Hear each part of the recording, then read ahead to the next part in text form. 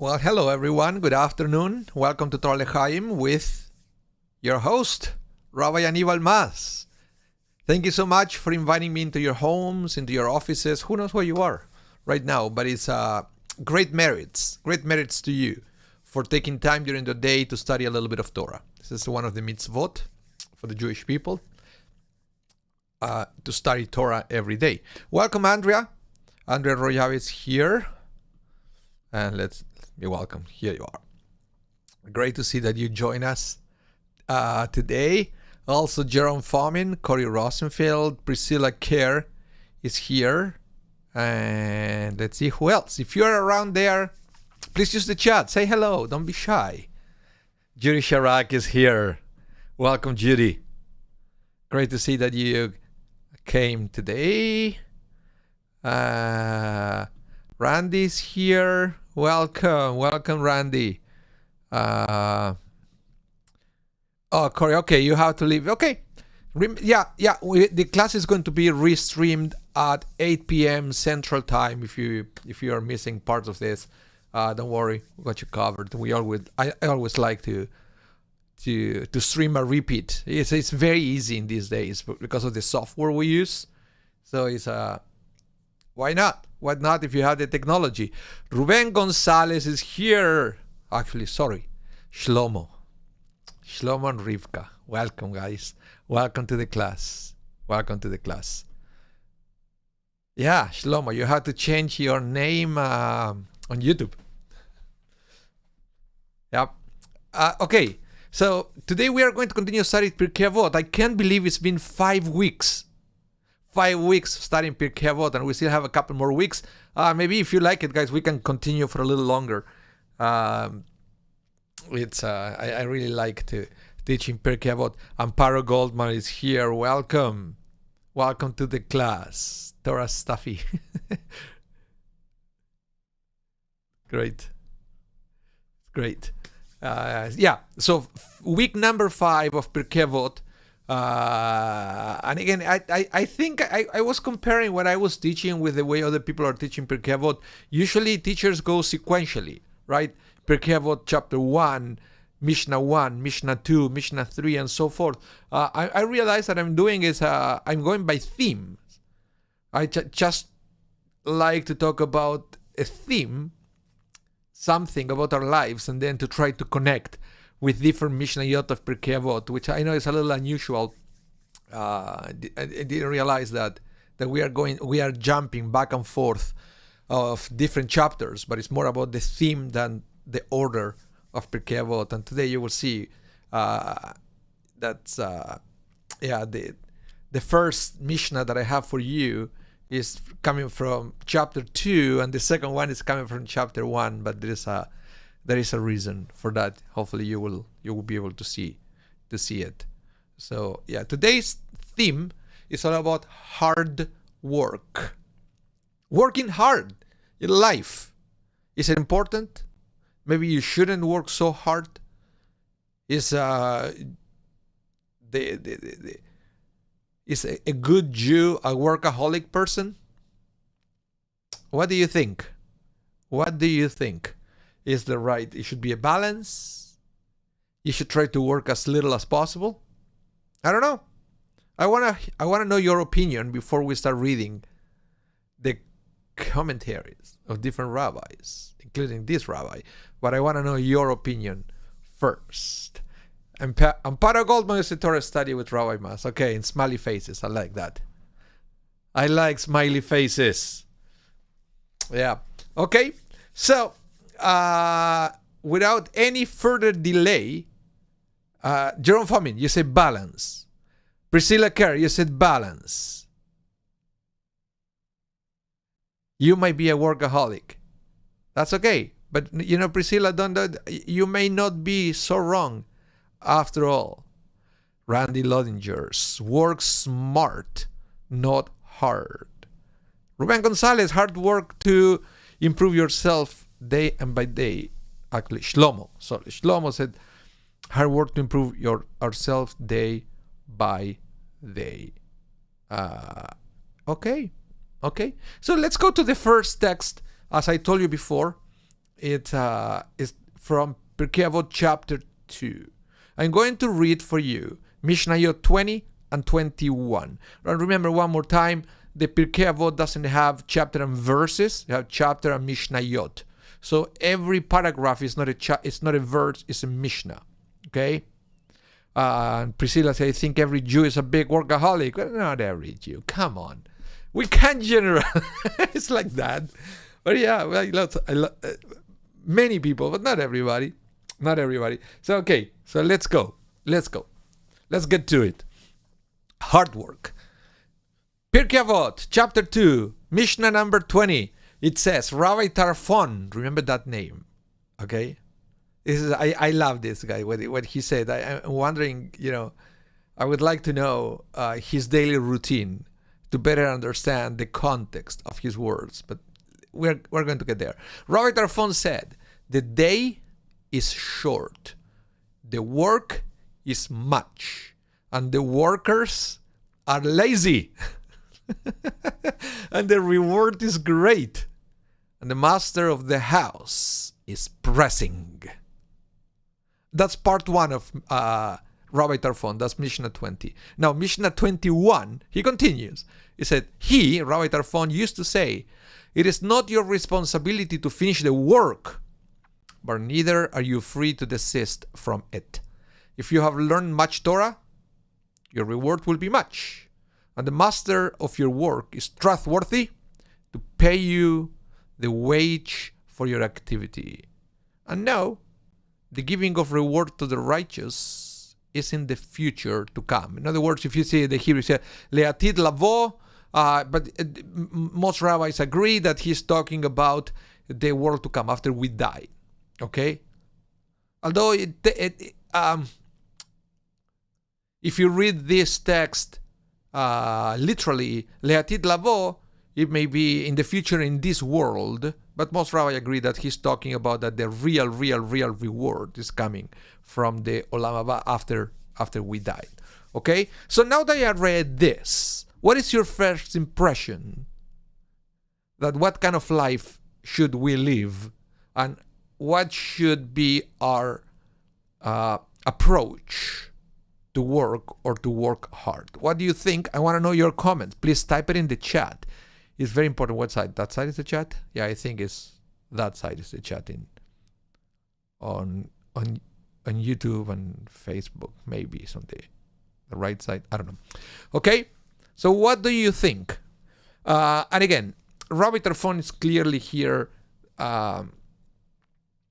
presenting a very nice metaphor. I don't think he's talking literally that the day as a 24 hours day is short. He's talking about our lives in general. When I said the day short is a metaphor.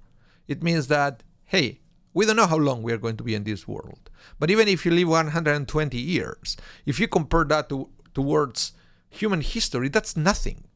That's like a second. So the day, our life, is literally short.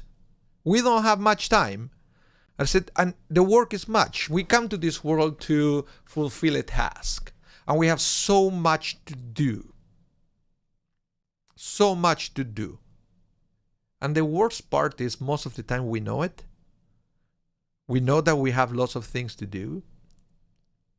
But then that's why he continued. The workers are lazy. We know, but we don't do it. We don't do it. We lazy in the sense that we get distracted. We do other things, right? Even if you think about the work at a company, right, at the industry, when you say somebody's lazy, it doesn't necessarily mean that the person doesn't do anything. It may be that it's doing other things. Not the thing they should be doing, the employee should be doing, is doing other things, right? Maybe playing video games or who knows, reading the paper, right? Distracted. But then Rabbi Tarfon says the reward is great.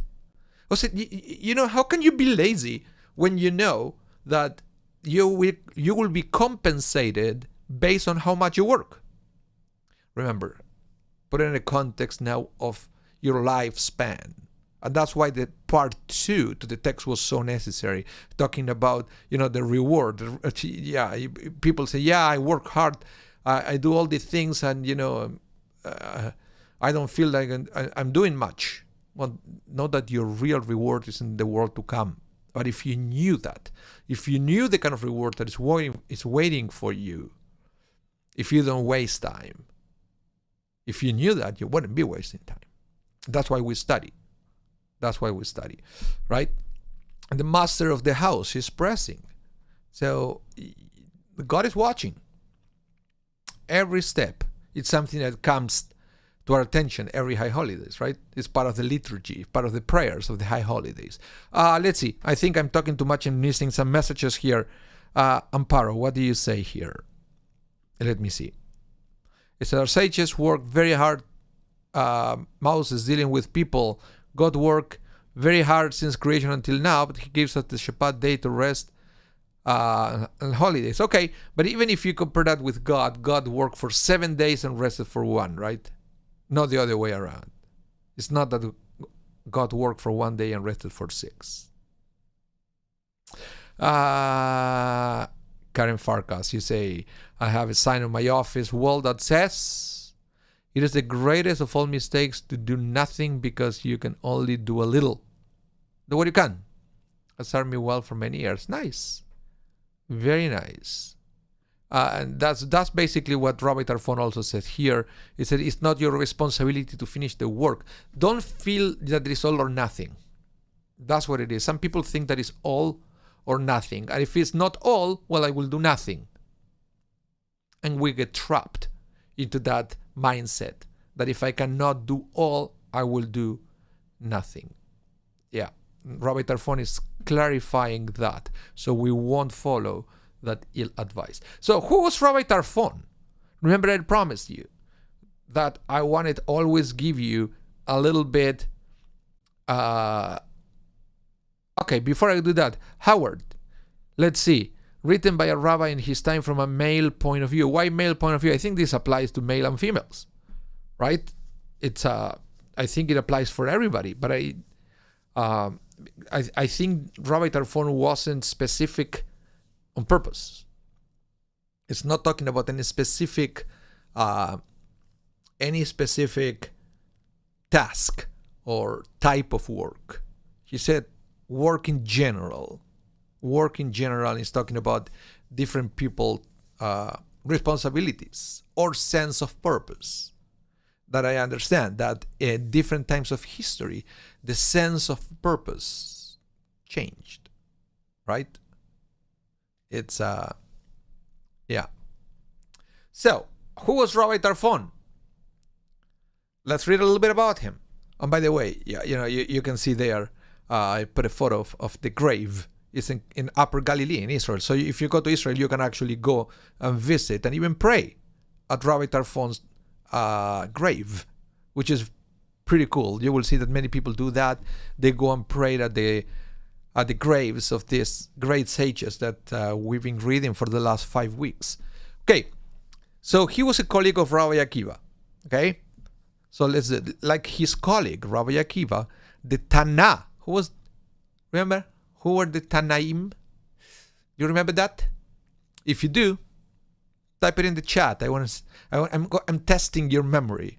If you remember who the Tanaim were, what did they write in history? The Tanaim. It's very important. We've been talking about Tanaim in the past. So the Tana Rabbi Tarfon was descended from convert. Isn't that amazing? He's the descendant of converts and was one of the leaders of Israel before the Bar Kokhba rebellion. So basically, and this is also something that sometimes we forget, that also Rabbi Akiva was descendants of converts. Okay? As Rabbi Tarfon. Rabbi Akiva, one of the greatest rabbis. He wasn't what you will call in these days pure blood. And we still honor him as one of the greatest rabbis. This is, let me tell you something, because we just finished one of the courses of choosing Judaism that we have at Shari Zedek. The thing that we used to call it conversion classes. We don't call it like that anymore. It's choosing Judaism.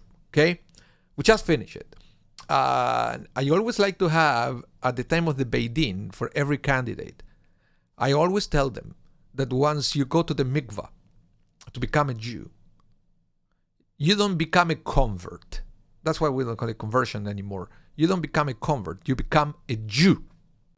By choice, some people are Jew by birth, other people are Jews by choice, but they are both equally Jewish. It's not like one is a Jew, the other one is a convert. And why I'm saying this, because I never thought about that until I had a conversation with a parent of one of the bar mitzvah kids that I was teaching. And this person was saying, well, I don't know that because I'm a convert. I said, no, you're not a convert, you're a Jew. Why would you think that way? And after having a longer conversation, I realized that this person was thinking that way based on comments that other people made. And I said, what a terrible thing to make somebody feel that, no, you're a convert. So know your place because you're a convert. It's a terrible thing. Terrible thing. Look at Rabbi Akiva. I will never. Is he one of the greatest rabbis? Why is it Jew? By choice. But it's a Jew at the same level of somebody who was born to a Jewish mother. It's, yeah.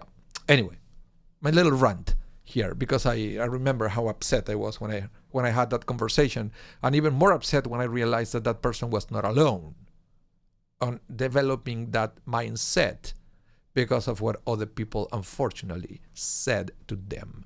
Okay. Okay, so it was one of the leaders of Israel before the Bar Kokhba rebellion, around the year 135 CE. And Jerome, yes, you were right. Tanaim were the one who wrote the Mishnah. Okay? Thank you, Jerome. You were paying attention.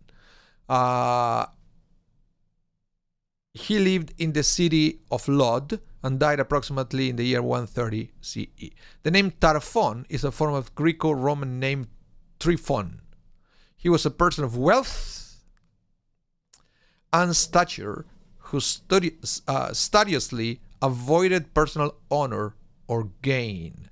He even regretted an instant when he used his name and position to save himself from death at the hands of a Jew who mistook him for a vicious thief. He stated that I should have offered him ransom money and obtained my release in that fashion rather than using the crown of Torah to free myself. His scholarship and sterling character, combined with his piety and sense of devotion to Torah and Israel, made him one of the heroes of the period of the Mishnah. So, like Rabbi Tarfon and Rabbi Akiva, they actually they didn't start studying Torah at a young age. They discovered the passion for Torah study and the passion for Judaism early on, and that's what I think that Rabbi Tarfon is talking so much about how short the day is. Basically that he was looking people around him, young people, that they have the opportunity to study Torah and to practice Judaism, and they have their entire life ahead of them, and they're wasting time. He couldn't handle it and say, look, I'm an older person. I'm trying to get every second I have to study more, and you have more time than I do, and you're wasting time. He couldn't understand it. So that's why his advice is for everybody, but I think it's words that should resonate even more so for younger people to realize, don't waste your time now because you're going to regret it in the future.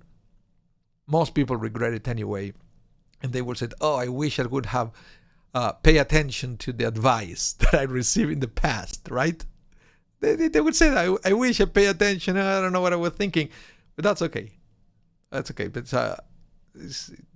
we all need to listen to that message sometimes, okay?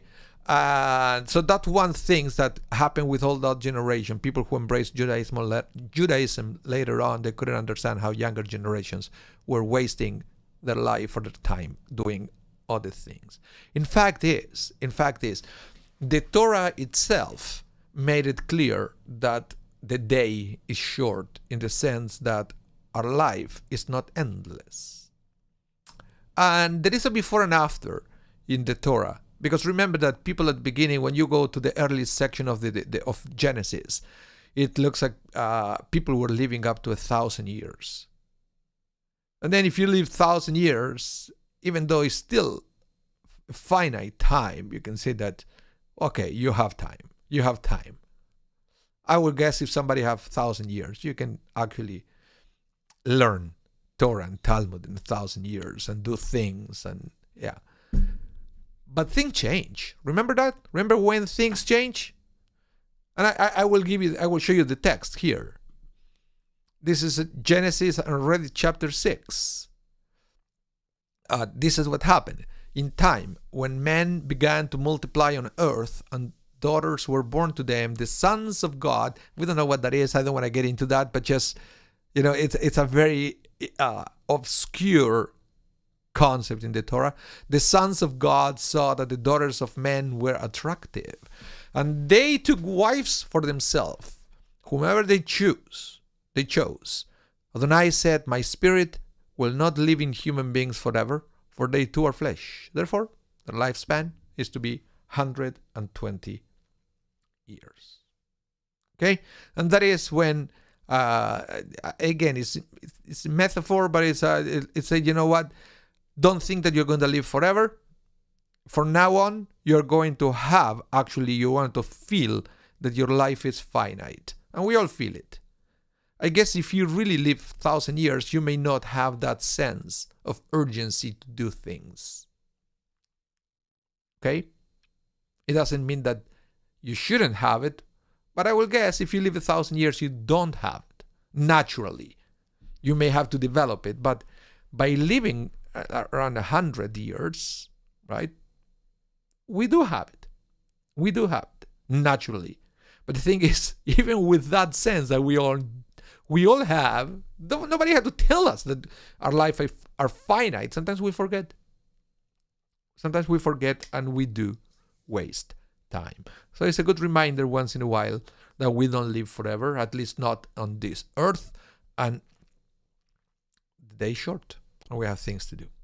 Okay? So, listen to this midrash. I love this one. Shemot Rabbah. Shemot is Exodus. It's the Hebrew word for the book of Exodus. Okay? And it's part of the midrash. And it says, a king gave his servant 24 hours to count the gold coins in the treasury. Okay? And the king said, whatever the servant counted was his to keep. The servant said to himself, how can I sleep during these 24 hours? Every minute slept is treasure irretrievable lost. It was for this reason that Moses did not sleep during the 40 days and nights he spent in heaven. That's when he went to receive the Torah, remember? So he did not want to miss a moment of the glorious opportunity to partake of God's mission. And you know why I like this Mishnah? Because this is a reality in life. And again, this is a metaphor, allegory, you want to call it. But the thing is, whenever we see the purpose of something, we enjoy the moment, or we don't get distracted. Okay? When we like what we do and we understand, we see the purpose in doing it, we do it and we enjoy it. It's the same thing here, right? If the king said, I will give you 24 hours, every treasure you can count is yours, because you can see it, you can touch it, you can put a price tag to that. Of course you won't sleep. But the problem is when that is not so clear. When it's not clear what the treasure is, when it's not clear if whatever you do is yours, you know what I mean? Life is not as, or at least that's not our perception, that is as clear as this midrash from Shemot Rabbah. And that's what I believe sometimes Torah studying help us understand the purpose and help us understand the value of every minute and help us understand what is the treasure. What is the treasure that we get for every minute that we get involved in it? You know what I mean? If you have any comment, please type it in the chat. It's been very quiet, the chat. I want to know what you have to say. So type it there. I want to read your opinions about this. About this, as I say, this sometimes is not clear. It's not clear what we do. So, Let's continue with the next text. Listen to this one. It is a more specific example about the previous midrash. And I wanted to do this because this rabbi is talking about specific dollars. So, whenever people think about dollars, they wake up. They wake up and pay attention. So pay attention. I'm talking about dollars. Okay, Priscilla, go take care of your patients, Priscilla, and then play the repeat because you will like this stuff. Okay, so people respond to an opportunity for great gain. And that's a fact. People respond to an opportunity for great gain. Let me explain. No one willingly invests $10,000, okay, in an investment that would allow him a profit of only $100. It's still a gain, but why would you put $10,000 in an investment and say, well, okay, what my gain? Well, you're going to get $10,000 on $100. No, that's not the way it works. Okay? But if there is an opportunity to receive $100,000 for $10,000 investment, there will be many interested investors. Judaism promises great reward for those who invest in it. Reward that are available in this world and the next. It holds the promise of meaningful life, of serenity of spirit, and quality of character. Those are the rewards you can enjoy in this world right away. That is very important for each one of you to understand. Okay? That's a promise from God to us. When you develop a relationship with God, when you invest into that relationship, that would say what you gain right away is a life of meaning, serenity, and quality of character. Okay? So it provides for family continuity and generations proud and united with one another. Jewish life transcends the mundane world of our everyday existence and provides a connection with the eternal and valuable. But the profit must be earned. It's not automatic. It is not a windfall or winning a lottery ticket. Okay? Because even with money, you cannot work and then maybe you will get lucky. You will get lucky and win the lottery, right? It might happen, but it does not happen with ourselves, with the development of our connection with God. You have to work for it. We will read in Pirkei Avot, then in another Pirkei Avot, chapter 5, Mishnah 23, the return is in proportion to the investment. This is something that many economists will tell you, but it's talking about the realm of the soul, the realm of the connection with the Creator. The return is in proportion to the investment. One cannot realize the $100,000 return without first investing the $10,000, right? But the rock-solid guarantor of the investment and the opportunity for great rewards has sustained Jews and Jewish life throughout history. This is from Rabbi Beryl Wayne. I think it's very interesting to reflect on it, and of course, it should trigger questions. It should trigger questions about the way we live our lives. Are we investing in the right places? It's like in everything, like a material world, right? If you invest in the wrong place, if you invest on a sketchy company, chances are you're going to get scammed. And that would happen with many people, that they feel scammed by religion sometimes. They feel scammed by religious leaders, by gurus, because we have to be careful where we invest. Is it something that has a history of paying back or not? Right? I don't know. I thought it's very interesting, but this kind of concept combined with the idea of a short day, that we don't have, how in this world we have that many opportunities to invest in the wrong place, failing, and then going back to invest again and investing again in the wrong place and then failing again. It's a limited life. We have that many times that we can use that philosophy. That to me, it's better to do a little research first and have a solid investment in something that we know it works. Anyway, okay, the chat is very quiet. I want to know your opinion. Let's continue. I have another opinion here. Okay, God does not engage man in his service with the expectation that he can complete the task. Okay, so this is now going to the second part, the thing that you don't have to finish the task. We'll talk about it in a minute. God does not engage man in his service with the expectation that he can complete the task, and he does not penalize him for being unable to finish. On the other hand, man is obligated to commit his best efforts to the service of the Creator. He should not think that if he is willing to forgo the reward, he may be absolved of the duty. The work is not optional. It is a burden that must be borne. This is very interesting, right? It's like we come to this world with a mission. You may not like it. Or may you say, I don't care. I will do what I want to do.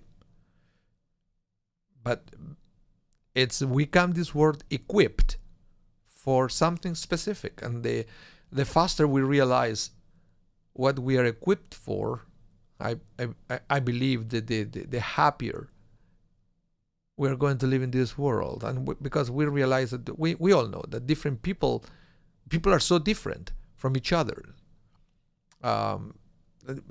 It's almost like we have different tools in life to do different things, and we excel at different things. And that is if I have to compare it with the world of business, for example, it's not the same.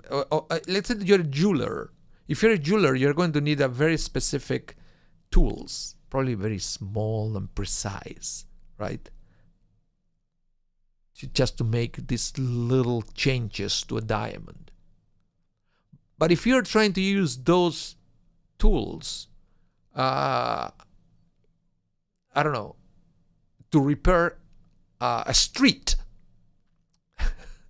it's not going to work. You need some bigger and more powerful tool to repair a street. But again, they say if you're trying to use that tool to work on diamonds, you're going to destroy them. So first, okay, I have this tool in my hand. Should I be working with diamonds? No, you're going to destroy it. You're going to fail. And so I can understand why I fail. Well, because that tool cannot be used to work on diamonds. And then the other way, if you work with diamond with those little tools, I said, I don't understand. I've been working on this street for 20 years and I can't make a dent on it because you're using the wrong tool. So I believe that we come to this world with a tool in our hands, and then we have to figure it out. What is that tool good for? But what if I cannot finish my work? It doesn't matter if you cannot finish your task. That's not up to you. Okay? And this is something that sometimes we forget, that quote unquote, okay, success or failure are in God's hand. When you give your 100%, which is that's always what God is asking to us, to give our 100%, success or failure is not on our hand. That is on hand of God, and it involves many different factors. Many different factors, but we are expected to give our 100%. Jerome, you say, let's see, it's like Habitat for Humanity building a house. There are many people with different skills. They each can't finish the house themselves, but together they get the task done. Well, yes, that's the other thing. Sometimes we forget that we don't have to do things alone. In fact, we don't. That's why we are always asked to join a community, and we do things as part of the community. And that is the whole idea of cooperation all around the world. And it's a message that humanity has not learned. Instead of fighting each other, we should be cooperating with each other.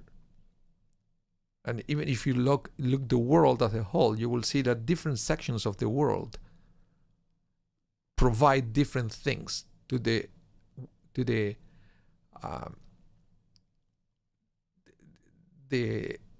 sustain the world, but we don't collaborate. But that's a different thing. That's a different thing. Amparo, you say, let me see. I think we need to examine the natural laws to see what they demand to us, and when follow there, the work will be imparting to others is better communal welfare. I don't know if I understand natural laws. I don't know. And all what I'm saying here is that we have to understand our goals. And I think it's a good thing sometimes to even make a list. You can make a list. Like, write it down. What do you think you're good at? And what things that is not for you. It's not for you. But then you because the day is short. You will know what part of your life you should nurture. You should nurture. You should nurture. That's what I'm saying. And Shlomo, you said, on the other hand, if you only have a helmet in your hand, everything look as a nail. That's an idiom, but I don't think. What do you mean with that? If you have a helmet in your hand, Corey, you say back. It's been said, with great gift come great responsibility. Somebody who watched Spider-Man there. No, he said with great power comes great responsibility. Spider-Man. But yes, but the gift that we have,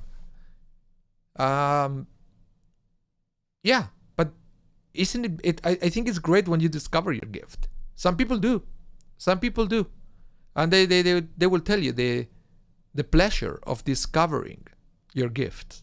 It's a pleasure that is, if you were blessed to discover your gift, it's something that sometimes is difficult to explain. When you can finish a hammer. Oh, okay, a hammer. You said if you have a hammer in your hand, everything looks like a nail. Okay, yeah, but you see again, hammer could be used for different things, and you have to realize what kind of hammer you have. And right, there are different kind of hammers. Yeah. Okay, let's continue. I always like reading the Maharal of Prague. I think he was brilliant.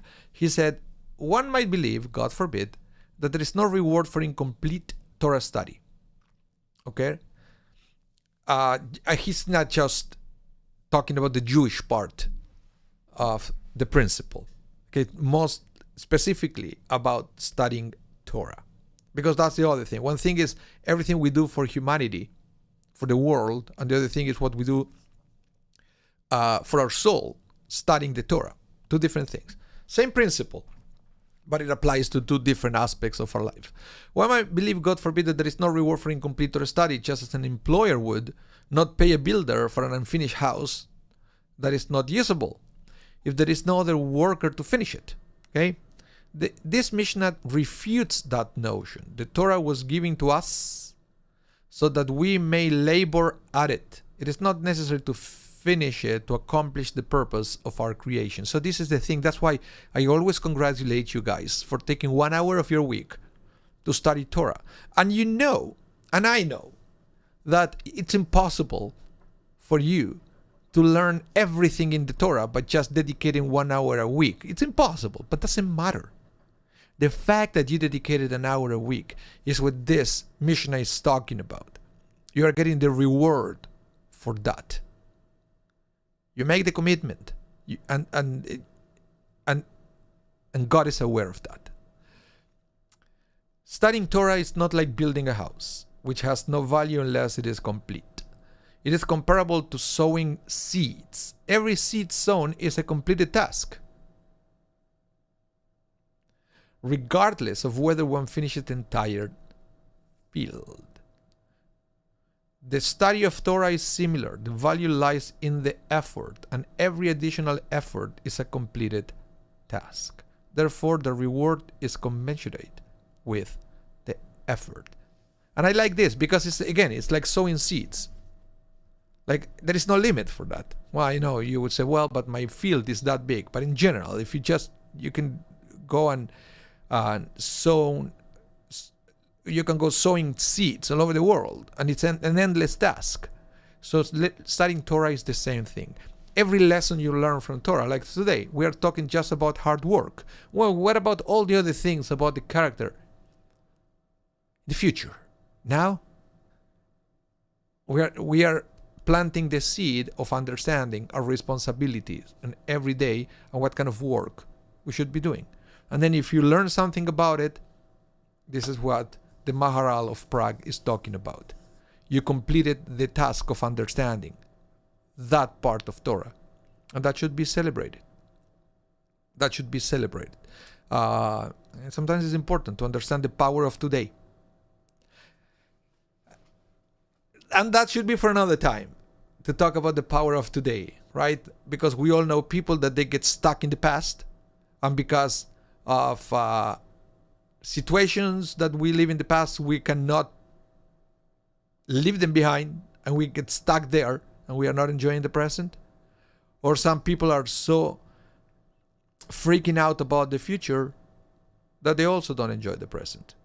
So this is talking about that every day is important, and you have to enjoy whatever you do every day, without thinking that maybe tomorrow I won't be there. It doesn't matter. What matters is what you do today. Yeah. So, with that in mind, I'm going to continue now with the next mission that I wanted to teach you today. And this is also about hard work. Hard work. And this is from different teachers now. Okay? And this is from a generation before Tarfon. These were Shemaiah and Avtalion, and you can also perceive by the names that these are not Jewish names, right? Avtalion, that's not Jewish name, because again, we'll talk about that. Shemaiah and Avtalion received from them Yehuda ben Tabai and Shimon ben Shetach. So basically, they received the tradition from those two rabbis. Shemaiah says, "Love work, despise position of power, and do not become intimate with the government." In other words, what he's saying here is love work. Don't try to cut corners. Don't try to find, don't compromise. Don't compromise to find, a shortcut. Because some people believe that if you get closer to people in position of power, you can go further, faster. Right? If somebody in power does you a favor, you can go further, faster. Same thing if and we all know this sometimes with the government, if you know the right person, you can make things happen. You can bribe somebody so you can go further, faster. But that's the way we think. So Shemaiah and Avtalion said, don't think that way.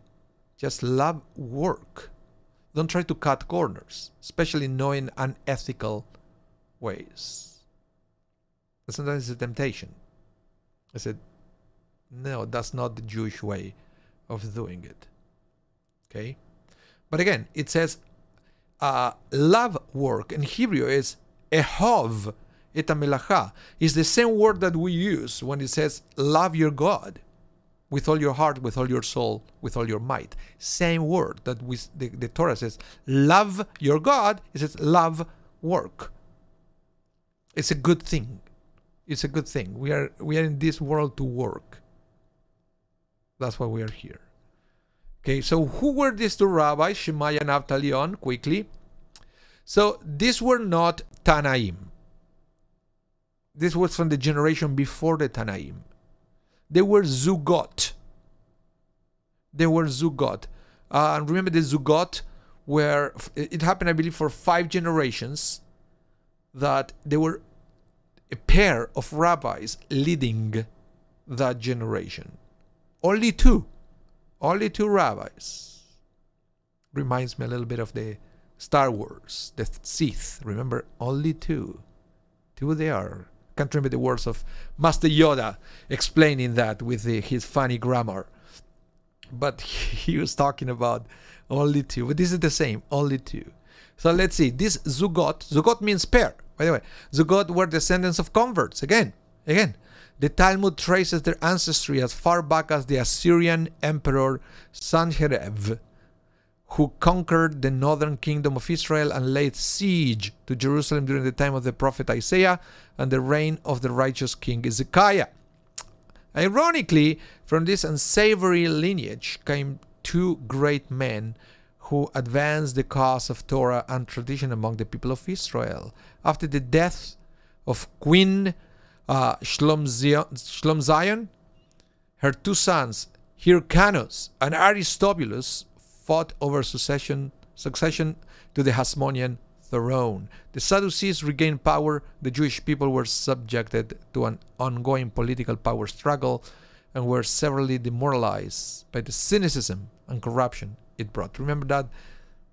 That's a very sad time of history when the Hasmonean house, it was great that when we started the story of Hanukkah, such a beautiful message and commitment to Torah, but it was just 1 generation long. Then corruption came after that. And eventually ended up with the destruction of the temple.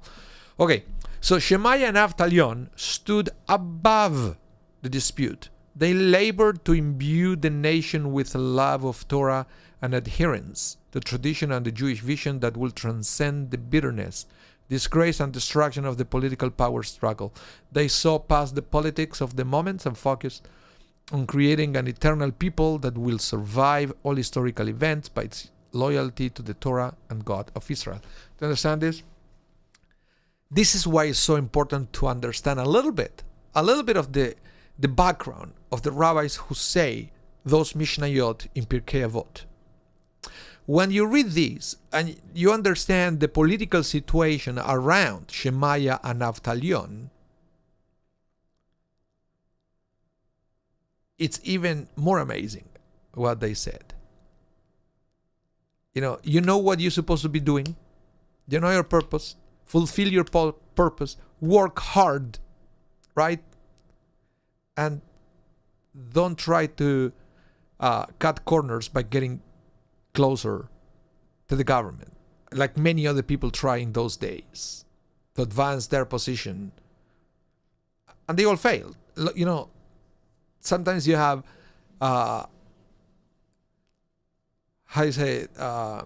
short-term gains, but it's a long-term loss, and we know what happened in history after that. So it's amazing that Shemaiah and Avtalion were able to be above the dispute and all the political struggle of the time, and that's what they say. Okay. So this is with Zugot. I already explained what they were, but I wanna to explain a little bit more about the words of Shemaiah and Avtalion. From the teaching of our sages and from tradition as explained in Hasidic text, it is clear that work is important in itself and not only as a means to an end. So it is interesting because, we all know that we have to work towards a goal. But what they are saying here is even the work itself is important for all of us. There is a value on working. That's why the rabbi said, it's not about cutting corners or finding shortcuts to achieve that goal, because the process of reaching that place is also part of our purpose.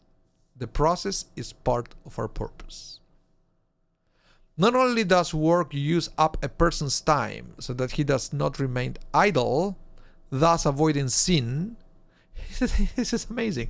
He said, a workaholic doesn't have time to sin. Have you ever thought about it? You don't have time for anything. So sometimes it's a good thing. It's using up all your time towards a goal. Let's continue, right? But in addition, when work is done for the sake of heaven, a person fulfills divine mission which has been imposed upon him to purify and elevate the physical world. So there's so many benefits of work. Randy, you say here, you said, yes, Moses chose to be a slave rather than a prince for let it free the people. Well, yeah, Moses was a perfect example of somebody who didn't compromise. Yeah, absolutely.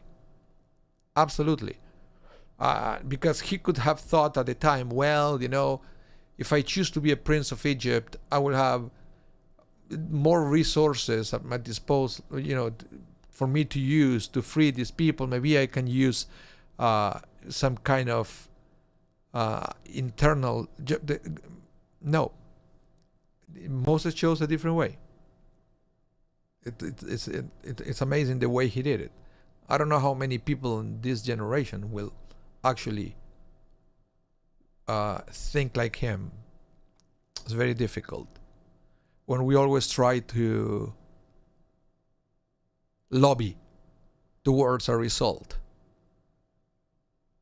But you see, sometimes when you do that, it's complicated, because then you start owing favors, right? And I believe that's what the rabbis noticed at the time of the Hasmoneans and the corruption, that they didn't want to owe favors to anybody.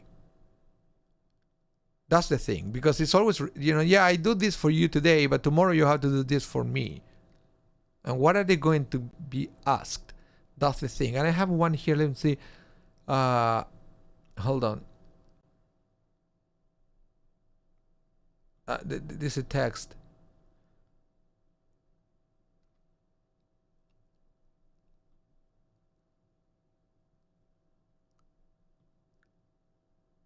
Oh, here. You see, the Rambam says that government authorities show favor to people solely for their own purposes. And this is a Rambam, 1100s, okay? I don't think too many things changed.